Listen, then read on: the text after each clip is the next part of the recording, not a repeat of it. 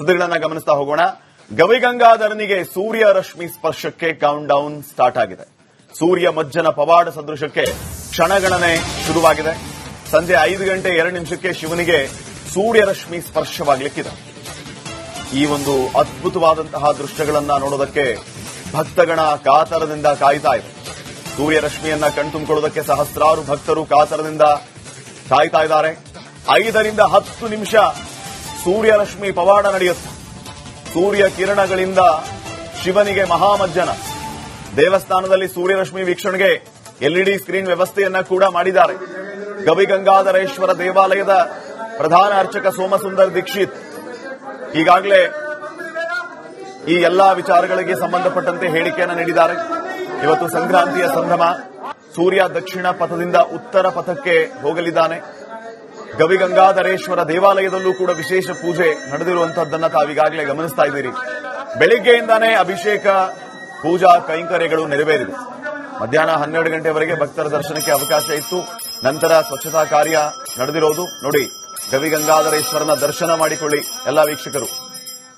ಸೂರ್ಯರಶ್ಮಿ ಸ್ಪರ್ಶದ ಬಳಿಕ ವಿಶೇಷ ಪೂಜೆಯನ್ನ ಮಾಡಿ ದರ್ಶನಕ್ಕೆ ಅವಕಾಶವನ್ನ ಮಾಡಿಕೊಡ್ತಾರೆ. ನೋಡಿ, ದೇವಸ್ಥಾನವನ್ನ ಈಗ ಸದ್ಯ ಕ್ಲೋಸ್ ಮಾಡಿರುವಂತಹ ದೃಶ್ಯಗಳನ್ನ ತಾವು ಗಮನಿಸ್ತಾ ಇದ್ದೀರಿ. ಶಿವಪ್ರಕಾಶ್ ದೀಕ್ಷಿತರು, ಸೋಮ್ ಸುಂದರ ದೀಕ್ಷಿತ್ ಅವರ ಸುಪುತ್ರ, ಪ್ರಧಾನ ಅರ್ಚಕರ ಮಗ, ಇವರ ನೇತೃತ್ವದಲ್ಲಿ ದೇವಸ್ಥಾನದ ಬಾಗಿಲು ಹಾಕ್ತಾ ಇದ್ದಾರೆ. ಒಳಗೆ ಸ್ವಚ್ಛತಾ ಕಾರ್ಯ ನೆರವೇರುತ್ತೆ. ಇಡೀ ದೇವಸ್ಥಾನವನ್ನ ಒಂದ್ಸಾರಿ ಸ್ವಚ್ಛಗೊಳಿಸಿದ ನಂತರ ಅಭಿಷೇಕ ಆರಂಭ ಆಗುತ್ತೆ. ಈ ಸಂದರ್ಭದಲ್ಲಿಯೇ ಸೂರ್ಯ ಮಜ್ಜನ, ಸೂರ್ಯ ರಶ್ಮಿ ಸ್ಪರ್ಶ ಆಗ್ಲಿಕ್ಕಿದೆ ಶಿವಲಿಂಗನಿಗೆ. ಬಹಳ ವಿಶೇಷವಾದಂತಹ ಸಂದರ್ಭ. 5:02 ಸೂರ್ಯರಶ್ಮಿ ಸ್ಪರ್ಶ ಆಗುತ್ತೆ. ದೇವಾಲಯದ ಹೊರಭಾಗದಲ್ಲಿ ಸೂರ್ಯರಶ್ಮಿ ಸ್ಪರ್ಶ ವೀಕ್ಷಣೆಗೆ ಅವಕಾಶವನ್ನ ಮಾಡಿಕೊಡಲಾಗಿದೆ. ಎಲ್ಇಡಿ ಸ್ಕ್ರೀನ್ ಮೂಲಕ ದೇವಾಲಯದ ಹೊರಭಾಗದಲ್ಲಿ ಬರುವ ಸಹಸ್ರಾರು ಭಕ್ತರಿಗೆ ವೀಕ್ಷಣೆಗೆ ಅವಕಾಶವನ್ನ ಮಾಡಿಕೊಡಲಾಗಿದೆ.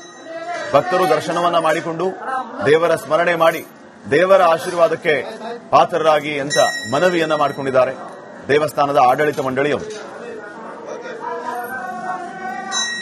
ಗವಿಗಂಗಾಧರೇಶ್ವರ ದೇವಾಲಯದ ಗರ್ಭಗುಡಿಯನ್ನ ಸೂರ್ಯರಶ್ಮಿ ಕಿರಣಗಳು ಪ್ರವೇಶಿಸುವ ಕ್ಷಣಕ್ಕೆ ಕ್ಷಣಗಣನೆ ಆರಂಭವಾಗಿರುವಂತದ್ದು. ಬೆಳಗ್ಗೆ 5 ಗಂಟೆಯಿಂದನೂ ಕೂಡ ಶಿವನಿಗೆ ವಿವಿಧ ರೀತಿಯ ಅಲಂಕಾರ, ಅಭಿಷೇಕಗಳು ನಡೆಯಿತು. ದರ್ಶನಕ್ಕಾಗಿ ಸಾರ್ವಜನಿಕರಿಗೆ ಅವಕಾಶವನ್ನ ಕೂಡ ಮಾಡಿಕೊಡಲಾಗಿತ್ತು. ಆದರೆ ಇದೀಗ ದೇವಸ್ಥಾನದ ಬಾಗಿಲನ್ನ ಬಂದ್ ಮಾಡಿರುವಂತದ್ದು. ಕಾರಣ ಶುಚಿ ಕಾರ್ಯವನ್ನ ಮಾಡಬೇಕಾಗಿದೆ. ಹೀಗಾಗಿ ಇದೀಗ ಶುದ್ಧಿ ಕಾರ್ಯಗಳನ್ನ ಮಾಡೋದಕ್ಕೆ ಗವಿಗಂಗಾಧರೇಶ್ವರ ದೇವಾಲಯದ ಮುಖ್ಯ ದ್ವಾರವನ್ನ ಬಂದ್ ಮಾಡಲಾಗಿದೆ. ಸಾರ್ವಜನಿಕರಿಗೆ ಈ ಹೊತ್ತಿನಲ್ಲಿ ಯಾವುದೇ ರೀತಿಯ ದರ್ಶನಕ್ಕೆ ಅವಕಾಶ ಇರೋದಿಲ್ಲ. ಇನ್ನು ಸೂರ್ಯರಶ್ಮಿಯ ನೆಲಮಟ್ಟಕ್ಕಿಂತ 120 ಅಡಿ ಆಳದಲ್ಲಿರುವಂತಹ ಗವಿಗಂಗಾಧರೇಶ್ವರ ಸ್ವಾಮಿಯ ಗರ್ಭಗುಡಿಯನ್ನ ಸಂಜೆ 5:02 ರಿಂದ 5:05 ಮಧ್ಯದಲ್ಲಿ, ಅಂದ್ರೆ 2 ನಿಮಿಷ ಹಾದು ಹೋಗ್ಲಿಕ್ಕಿದೆ.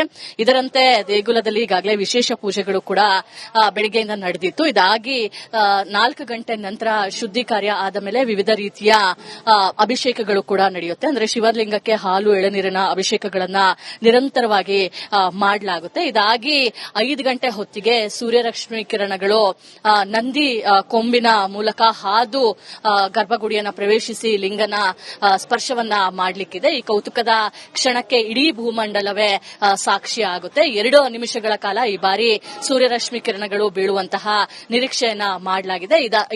ಇದರ ಬೇಸಿಸ್ ಮೇಲೆ ಈ ವರ್ಷದ ಆಗು ಹೋಗುಗಳ ಬಗ್ಗೆ ಹೇಳಲಾಗುತ್ತೆ. ಸಂಜೆ 6 ಗಂಟೆ ನಂತರ ಯಥಾ ಪ್ರಕಾರ ಸಾರ್ವಜನಿಕರಿಗೆ ದೇವರ ದರ್ಶನಕ್ಕೆ ಅವಕಾಶವನ್ನ ಮಾಡಿಕೊಡಲಾಗುತ್ತೆ. ಸಂಜೆ 6 ಗಂಟೆಯಿಂದ ರಾತ್ರಿ 11 ಗಂಟೆವರೆಗೂ ಭಕ್ತರಿಗಾಗಿ ದೇವಾಲಯವನ್ನ ಓಪನ್ ಮಾಡಲಾಗಿರುತ್ತೆ. ಜೊತೆಗೆ ಇಲ್ಲಿ ಭಕ್ತರು ಸಾಕಷ್ಟು ಸಂಖ್ಯೆಯಲ್ಲಿ ಸೇರುವಂತಹ ಹಿನ್ನೆಲೆಯಲ್ಲಿ ದೇವಾಲಯದ ಹೊರಭಾಗದಲ್ಲಿ ಎಲ್ಇಡಿ ವ್ಯವಸ್ಥೆಗಳನ್ನ ಕೂಡ ಮಾಡಲಾಗಿದೆ. ಅಂದ್ರೆ ನೇರ ಪ್ರಸಾರವನ್ನ ಎಲ್ಇಡಿ ಸ್ಕ್ರೀನ್ಗಳಲ್ಲಿ ಭಕ್ತರು ಹೊರಗಿನಿಂದನೇ ಅಭಿಷೇಕಗಳನ್ನ, ಸೂರ್ಯರಶ್ಮಿ ಕಿರಣಗಳನ್ನ ಬೀಳೋದನ್ನ ನೋಡಬಹುದಾಗಿದೆ. ಒಟ್ಟಿನಲ್ಲಿ ಇದೀಗ ಸೂರ್ಯರಶ್ಮಿ ಕಿರಣಗಳು ಇನ್ನೇನು ಕೆಲವೇ ಹೊತ್ತಿನಲ್ಲಿ, ಅಂದ್ರೆ 5 ಗಂಟೆ ನಂತರ ಬೀಳುವಂತಹ ಹಿನ್ನೆಲೆಯಲ್ಲಿ ಇದೀಗ ದೇವಾಲಯದಲ್ಲಿ ಶುಚಿ ಕಾರ್ಯವನ್ನ ಮಾಡ್ತಾ ಇರುವಂತದ್ದು. ಕ್ಯಾಮರಾ ಪರ್ಸನ್ ಶಿವಶಂಕರ್ ಜೊತೆ ದೀಪ್ತಿ ತೋಳ್ಪಾಡಿ, ರಿಪಬ್ಲಿಕ್ ಕನ್ನಡ, ಬೆಂಗಳೂರು. ಸುದ್ದಿಗಳನ್ನ ಗಮನಿಸ್ತಾ ಹೋಗೋಣ. ಗವಿಗಂಗಾಧರನಿಗೆ ಸೂರ್ಯ ರಶ್ಮಿ ಸ್ಪರ್ಶಕ್ಕೆ ಕೌಂಟ್ ಡೌನ್ ಸ್ಟಾರ್ಟ್ ಆಗಿದೆ. ಸೂರ್ಯ ಮಜ್ಜನ ಪವಾಡ ಸದೃಶಕ್ಕೆ ಕ್ಷಣಗಣನೆ ಶುರುವಾಗಿದೆ.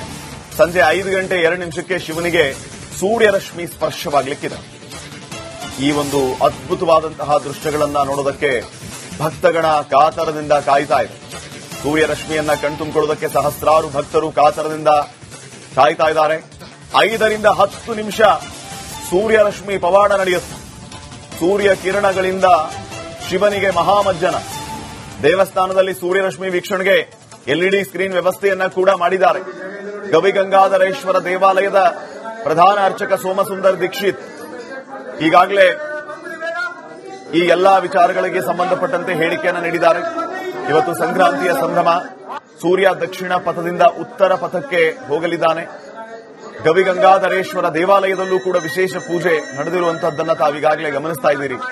ಬೆಳಿಗ್ಗೆಯಿಂದಾನೇ ಅಭಿಷೇಕ ಪೂಜಾ ಕೈಂಕರ್ಯಗಳು ನೆರವೇರಿವೆ. ಮಧ್ಯಾಹ್ನ 12 ಗಂಟೆವರೆಗೆ ಭಕ್ತರ ದರ್ಶನಕ್ಕೆ ಅವಕಾಶ ಇತ್ತು. ನಂತರ ಸ್ವಚ್ಛತಾ ಕಾರ್ಯ ನಡೆದಿರೋದು ನೋಡಿ. ಗವಿಗಂಗಾಧರೇಶ್ವರನ ದರ್ಶನ ಮಾಡಿಕೊಳ್ಳಿ ಎಲ್ಲ ವೀಕ್ಷಕರು.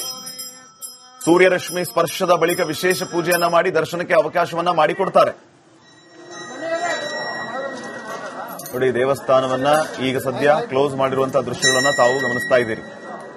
ಶಿವಪ್ರಕಾಶ್ ದೀಕ್ಷಿತರು, ಸುಂದರ ದೀಕ್ಷಿತ್ ಅವರ ಸುಪುತ್ರ, ಪ್ರಧಾನ ಅರ್ಚಕರ ಮಗ, ಇವರ ನೇತೃತ್ವದಲ್ಲಿ ದೇವಸ್ಥಾನದ ಬಾಗಿಲು ಹಾಕ್ತಾ ಇದ್ದಾರೆ. ಒಳಗೆ ಸ್ವಚ್ಛತಾ ಕಾರ್ಯ ನೆರವೇರುತ್ತೆ. ಇಡೀ ದೇವಸ್ಥಾನವನ್ನ ಒಂದ್ಸಾರಿ ಸ್ವಚ್ಛಗೊಳಿಸಿದ ನಂತರ ಅಭಿಷೇಕ ಆರಂಭ ಆಗುತ್ತೆ.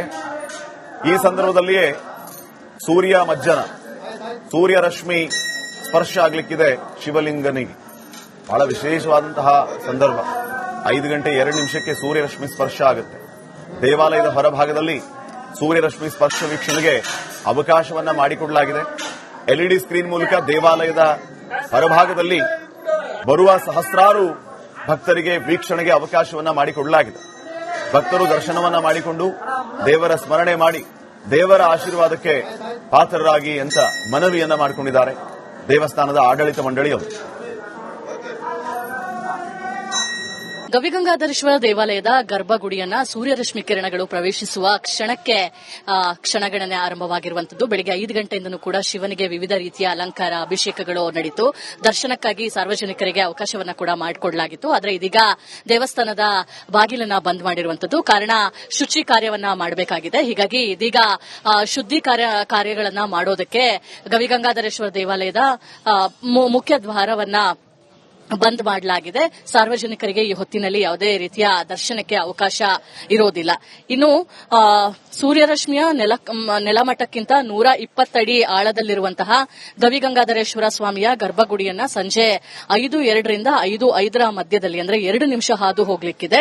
ಇದರಂತೆ ದೇಗುಲದಲ್ಲಿ ಈಗಾಗಲೇ ವಿಶೇಷ ಪೂಜೆಗಳು ಕೂಡ ಬೆಳಗ್ಗೆಯಿಂದ ನಡೆದಿತ್ತು. ಇದಾಗಿ 4 ಗಂಟೆ ನಂತರ ಶುದ್ಧಿ ಕಾರ್ಯ ಆದ ಮೇಲೆ ವಿವಿಧ ರೀತಿಯ ಅಭಿಷೇಕಗಳು ಕೂಡ ನಡೆಯುತ್ತೆ. ಅಂದ್ರೆ ಶಿವಲಿಂಗಕ್ಕೆ ಹಾಲು ಎಳನೀರಿನ ಅಭಿಷೇಕಗಳನ್ನ ನಿರಂತರವಾಗಿ ಮಾಡಲಾಗುತ್ತೆ. ಇದಾಗಿ 5 ಗಂಟೆ ಹೊತ್ತಿಗೆ ಸೂರ್ಯರಶ್ಮಿ ಕಿರಣಗಳು ನಂದಿ ಕೊಂಬಿನ ಮೂಲಕ ಹಾದು ಗರ್ಭಗುಡಿಯನ್ನ ಪ್ರವೇಶಿಸಿ ಲಿಂಗನ ಸ್ಪರ್ಶವನ್ನ ಮಾಡಲಿಕ್ಕಿದೆ. ಈ ಕೌತುಕದ ಕ್ಷಣಕ್ಕೆ ಇಡೀ ಭೂಮಂಡಲವೇ ಸಾಕ್ಷಿ ಆಗುತ್ತೆ. 2 ನಿಮಿಷಗಳ ಕಾಲ ಈ ಬಾರಿ ಸೂರ್ಯರಶ್ಮಿ ಕಿರಣಗಳು ಬೀಳುವಂತಹ ನಿರೀಕ್ಷೆಯನ್ನ ಮಾಡಲಾಗಿದೆ. ಇದರ ಬೇಸಿಸ್ ಮೇಲೆ ಈ ವರ್ಷದ ಆಗು ಹೋಗುಗಳ ಬಗ್ಗೆ ಹೇಳಲಾಗುತ್ತೆ. ಸಂಜೆ 6 ಗಂಟೆ ನಂತರ ಯಥಾ ಪ್ರಕಾರ ಸಾರ್ವಜನಿಕರಿಗೆ ದೇವರ ದರ್ಶನಕ್ಕೆ ಅವಕಾಶವನ್ನ ಮಾಡಿಕೊಡಲಾಗುತ್ತೆ. ಸಂಜೆ 6 ಗಂಟೆಯಿಂದ ರಾತ್ರಿ 11 ಗಂಟೆವರೆಗೂ ಭಕ್ತರಿಗಾಗಿ ದೇವಾಲಯವನ್ನ ಓಪನ್ ಮಾಡಲಾಗಿರುತ್ತೆ. ಜೊತೆಗೆ ಇಲ್ಲಿ ಭಕ್ತರು ಸಾಕಷ್ಟು ಸಂಖ್ಯೆಯಲ್ಲಿ ಸೇರುವಂತಹ ಹಿನ್ನೆಲೆಯಲ್ಲಿ ದೇವಾಲಯದ ಹೊರಭಾಗದಲ್ಲಿ ಎಲ್ಇಡಿ ವ್ಯವಸ್ಥೆಗಳನ್ನ ಕೂಡ ಮಾಡಲಾಗಿದೆ. ಅಂದ್ರೆ ನೇರ ಪ್ರಸಾರವನ್ನ ಎಲ್ಇಡಿ ಸ್ಕ್ರೀನ್ಗಳಲ್ಲಿ ಭಕ್ತರು ಹೊರಗಿನಿಂದನೇ ಅಭಿಷೇಕಗಳನ್ನ, ಸೂರ್ಯರಶ್ಮಿ ಕಿರಣಗಳನ್ನ ಬೀಳೋದನ್ನ ನೋಡಬಹುದಾಗಿದೆ. ಒಟ್ಟಿನಲ್ಲಿ ಇದೀಗ ಸೂರ್ಯರಶ್ಮಿ ಕಿರಣಗಳು ಇನ್ನೇನು ಕೆಲವೇ ಹೊತ್ತಿನಲ್ಲಿ, ಅಂದ್ರೆ 5 ಗಂಟೆ ನಂತರ ಬೀಳುವಂತಹ ಹಿನ್ನೆಲೆಯಲ್ಲಿ ಇದೀಗ ದೇವಾಲಯದಲ್ಲಿ ಶುಚಿ ಕಾರ್ಯವನ್ನ ಮಾಡ್ತಾ ಇರುವಂತದ್ದು. ಕ್ಯಾಮರಾ ಪರ್ಸನ್ ಶಿವಶಂಕರ್ ಜೊತೆ ದೀಪ್ತಿ ತೋಳ್ಪಾಡಿ, ರಿಪಬ್ಲಿಕ್ ಕನ್ನಡ, ಬೆಂಗಳೂರು.